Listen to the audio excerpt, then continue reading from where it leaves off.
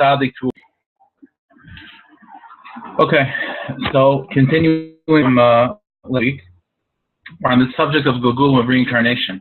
So just to recap a little bit what we've been talking about, last week we spent some time discussing one type of Gilgul, one type of incarnation, which is called an Ibr Neshama, which basically means that a person, while you have your own personal Neshama, you are impregnated, you are given another Neshama from either a tzaddik from an old generation or even a current tzaddik living in your generation and we talked about the different reasons for that, either to give you chizik or it's to give the opportunity for that tzaddik to acquire more mitzvahs. And we talked about the different signs of when that might be taking place by a person and so on. Today what we're going to be discussing is the more classical type of Gilgul reincarnation, which is that a person is born with an older neshama. In other words, you have a neshama, this is something that we know already, that's Wtntu in Chazal, that there are only so many neshamas that Hashem created for the Jewish people. And these neshamas come back down. They keep on coming back down in different lifetimes. So what are the reasons why this would happen? What would be the reason why a neshama would have to come back down in one lifetime would not be enough? So basically like this, just on the side, it's important to know that the one sefer we have, which is probably has the most information about this topic, is the sefer called Shar Gilgulim, the Gates of Reincarnation, written by Reb Chaim Vital, the teachings of the Arizal on this topic. There was no one greater than the Arizal, by the way, when it came to figuring out who a person was in a previous life. The Arizal we have many stories about this. So the Arizal would be able to look at a person, particularly he'll be able to take your pulse. And from your pulse, you'll be able to tell exactly who you were and what exactly your mission was in this lifetime. So what are the reasons that the Arizal gives for a neshama to come back down? So basically, there's many reasons, but basically it boils down to about 5. There are basically about 5 reasons, general reasons why a soul would have to come back down many times, theoretically. So we'll go through them quick, and then maybe we'll go through a few of them selectively slowly. Reason number one said that Arizal is that if a person in his lifetime was given the opportunity to fulfill a certain mitzvah and did not, right, whether it was, he willingly ignored the mitzvah or because of certain circumstances he was unable to perform a mitzvah that came his way. So the Arizal taught that if it was an important enough mitzvah that he didn't ever fulfill later on in his life, or was a certain opportunity which never came again, said the Arizal, that's a reason for his neshama to come back down. That'll be reason number 1. Again, an opportunity, a mitzvah that came your way, a positive mitzvah that came your way, and the person was for whatever reason, did not grab the opportunity to fulfill that mitzvah, he's going to have to come back down. Now, the Arizal taught in that situation, it's fascinating. The Arizal taught that in that situation, if a person is coming down for the reason of being able to be given, to basically fulfill that mitzvah which he missed out on in his first lifetime, the Arizal said, the words of the Arizal is that in the second lifetime, when he's sent back down, he's going to be rachuk ma'avera. He's going to be naturally inclined to stay away from sinning, because his mission in this lifetime, in that second lifetime, is not necessarily to deal with the Yetzer Hara, in all the different facets that we confront, that we deal with. His specific thing is to be able to accomplish that mitzvah. And therefore, said the Arizal, obviously he has free will and he'll be able to mess himself up, there's no question about it. However, he's naturally going to be less inclined to do averis than other people, because that's not his thing. That's not his purpose in life, to deal with averis. His purpose in life is to deal with mitzvahs, and one particular mitzvah, in particular. Now, the Arizal taught further that the fact that if a person is sent down to fulfill a specific mitzvah, which again came his way and he was neglectful about it in his first lifetime, so he's being sent back down to fulfill that mitzvah in the second lifetime. So the Arizal said that he's also going to feel a natural inclination towards that mitzvah. Hashem wants to give him, it's a second chance, and Hashem wants to make it as easy as possible. So in order to pull the person in the right direction, not only will Hashem make his temptations towards averis weak, right, but it'll also make his natural inclination towards the mitzvah very strong. So, for example, we find this very often with people. There are some people that just are naturally, for some reason, they feel an affinity towards a specific mitzvah. You can have one person whose thing is they love davening. They love davening.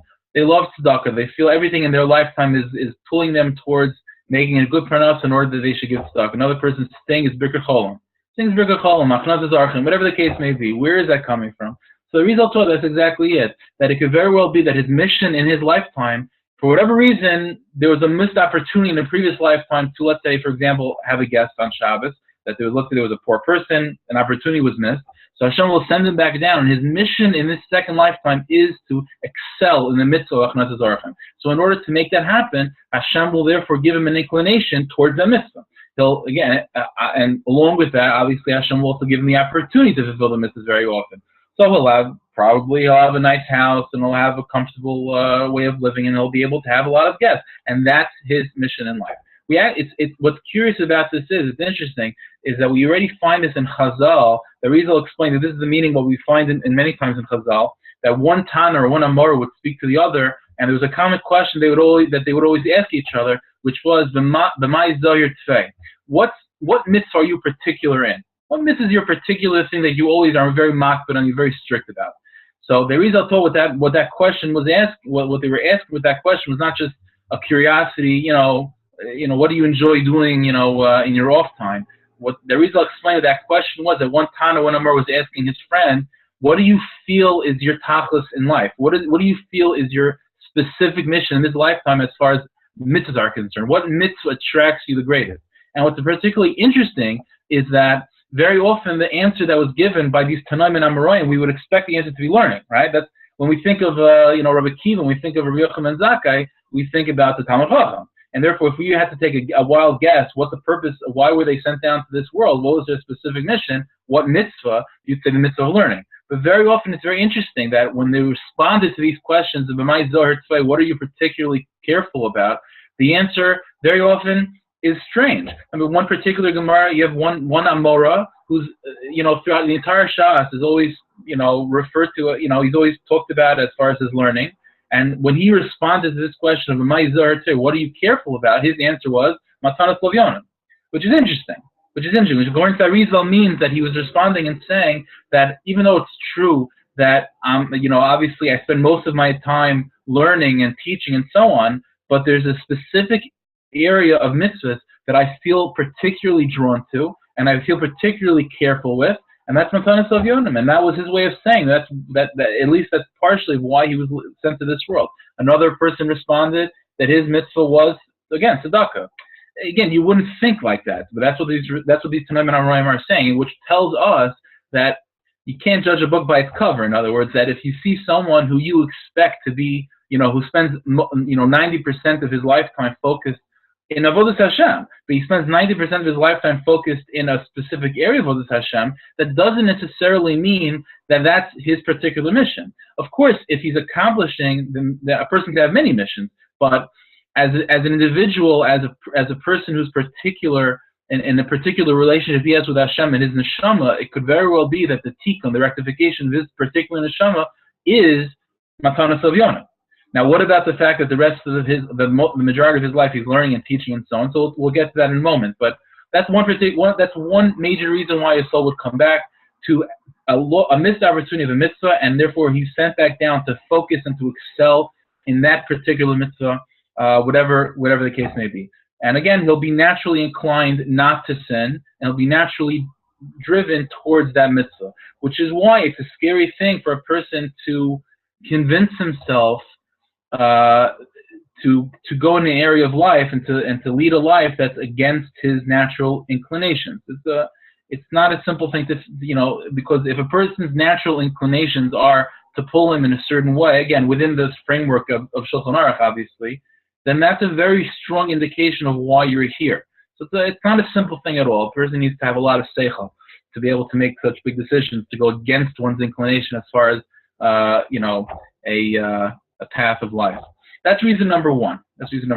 Reason number two is in the negative. If a person said the reason might be sent back down to this world, not to accomplish a mitzvah, which he neglected in the first lifetime, but in a negative way. It could be that in his first lifetime he fell and he gave into the Yetzer Hara and he committed certain sins, and therefore in the second lifetime he's being given a second chance to overcome those sins. So said the result in this case where a person is sent down to overcome the Yetzer Hara, not to accomplish a mitzvah, but to stay away from an avera. So said the result, unfortunate person is now going to be put in a situation where he's going to be naturally inclined towards that sin.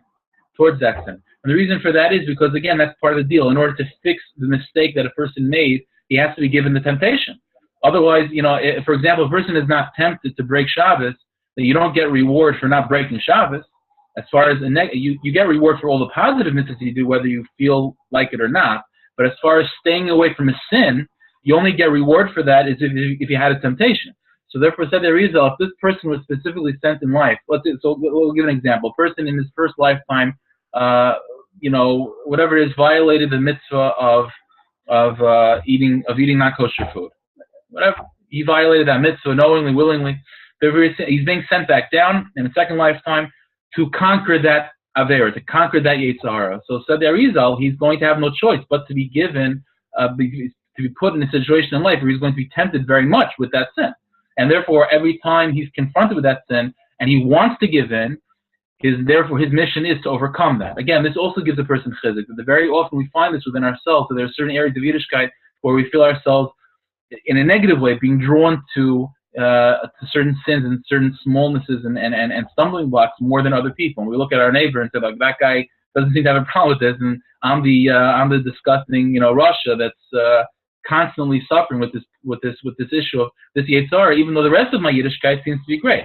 The answer is that there is that's not that you're a bad guy. It means that you're being given a particular mission in this lifetime to accomplish and to overcome that sin.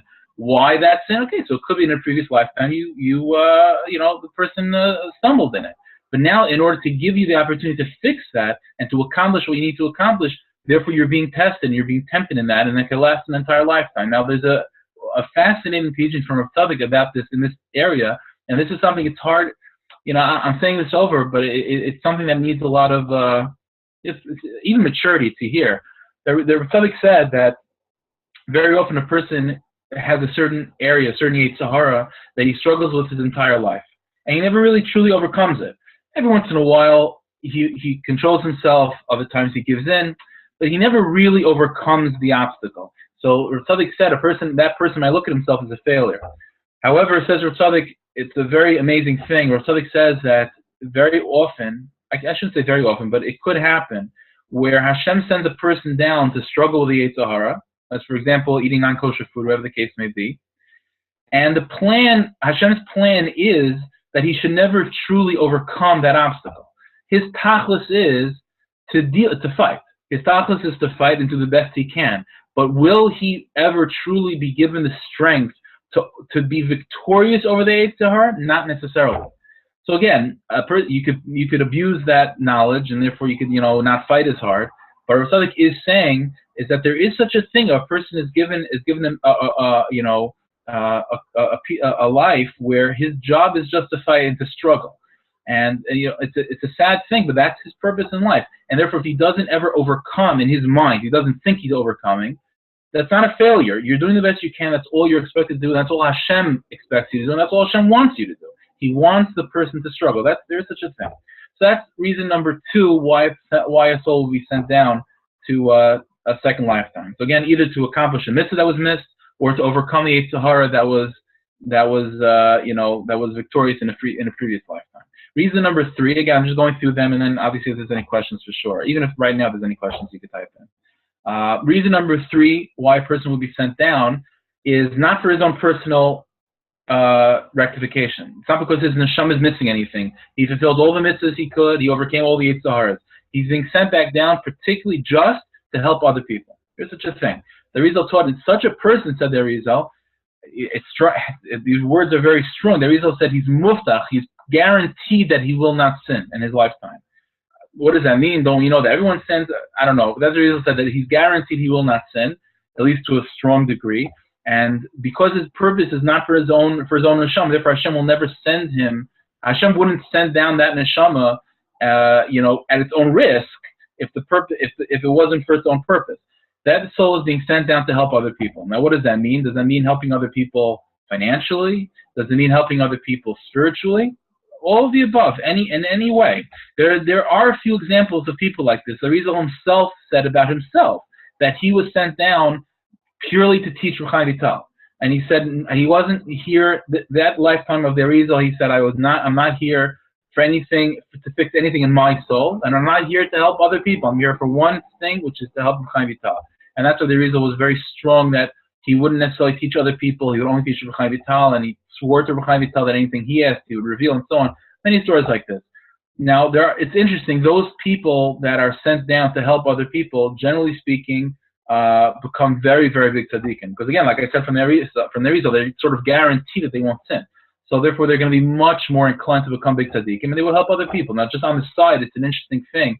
The Noam Melech taught this. Rav Melech Lezhensk said that sometimes you have a person, you have, let's say, two rabbis, right? Two very smart, intelligent, learned rabbis. But one is very good at giving advice. Always has his, always seems to hit the ball on the head, knows exactly the way people are thinking, the right thing to say, and the right person to tell it to, and so on. And then you have another rabbi who knows the same amount, as equally tzaddikim, but he just doesn't give good advice. It could be he's particularly bad at giving advice. Where does that come from? So it's also related to this. The Noam Melech taught that if a tzaddik is a tzaddik for the first time, so for example, in his previous lifetime he was just a regular guy, and this lifetime it's the first time where he's becoming a tzaddik, said the Noam Melech, very often he will not have the strength of giving good advice. However, said the Noam Melech, if he was a tzaddik in his previous lifetimes, and now he came back again for the purpose of helping others, and he becomes a tzaddik again, said the Noam Melech, he for sure will have a strength of giving advice. And the reason for that is because as part of his reward of being a tzaddik in the previous lifetime, he was given certain vision between the lifetimes. When he passed away in his first lifetime, and that vision that he was given in heaven gives him a certain clarity when he comes back down. So those are the three reasons, again, said the Arizal, for a person to come back. The three major ones: accomplishing a mitzvah, staying away from a sin, and helping other people. There are two other ones in particular. I'll just mention this quickly, and then we'll open up for questions. The fourth reason for a soul to come back down is for one specific mitzvah in particular, which is the mitzvah of Talmud Torah, the mitzvah of learning. The Arizal taught that it's incumbent upon every soul to learn Kol HaTorah Kula, to learn the entire Torah. The entire Torah means all of the 613 mitzvahs with all of its details in halacha. It means Kabbalah. It means Remez, all the levels of Torah. Every single soul has to learn them all. So the Arizal taught, how is it possible for one soul to to learn it all in one lifetime? It's impossible. So the Arizal therefore said that a soul will come back down many, many times in order to keep on learning and to keep on, finishing Kol Torah Kula. So the Arizal therefore taught, and again, I'll talk about this much more at length, maybe next week.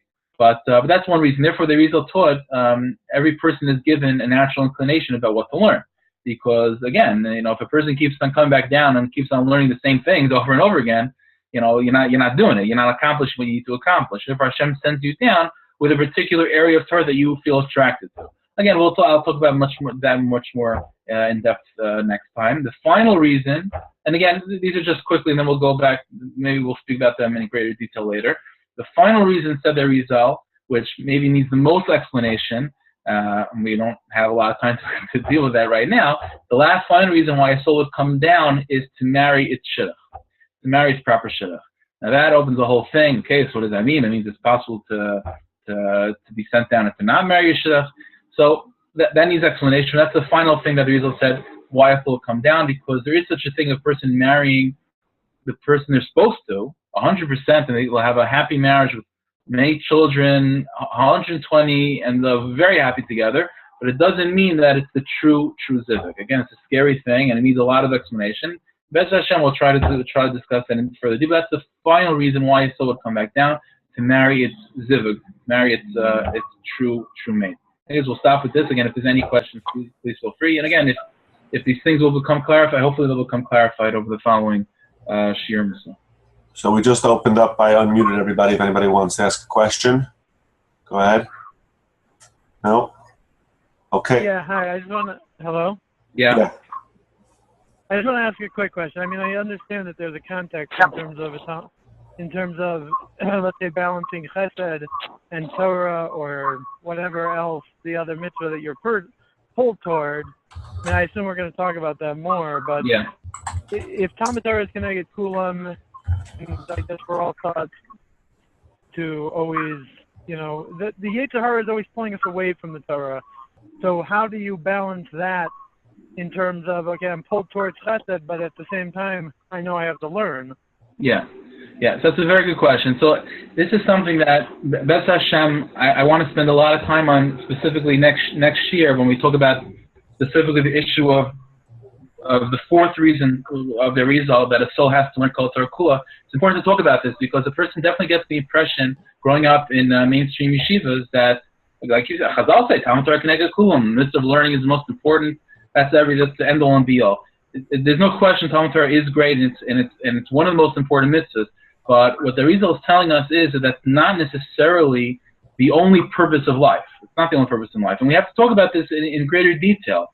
Is it possible for a person to have many missions and so on? So we'll talk about that and how to balance it out and how to feel within oneself, where a person should be doing, what a person should be focusing on, and even within learning what a person should be focusing on. That's something that B'ez Hashem will I hope to try to clarify as best as I possibly can.